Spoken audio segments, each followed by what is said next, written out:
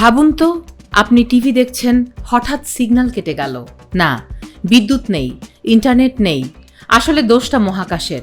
Bangladesh satellite 1-এর সম্প্রচার সেবা 29 September থেকে 6 অক্টোবর পর্যন্ত প্রতিদিন কিছু মিনিটের জন্য ব্যাহত হতে পারে।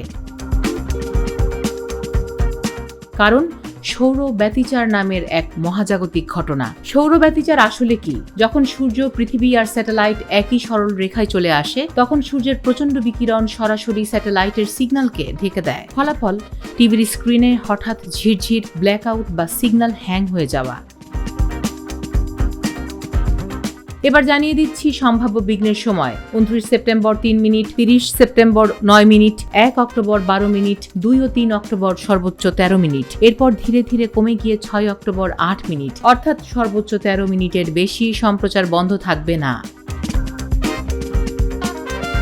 চিন্তার কিছু নেই, এটি সম্পূর্ণ স্বাভাবিক এবং অস্থায়ী ঘটনা। পৃথিবীর সব স্যাটেলাইটই বছরে দুবার এমন পরিস্থিতির মুখোমুখি হয়। তাই টিভি স্ক্রিন হঠাৎ ব্ল্যাক হলে ভেবেন না যেন প্রযুক্তি নষ্ট হয়ে গেছে, বরং বুঝে নেবেন আপনার চোখের সামনে চলছে মহাকাশের নিয়মিত নাটক।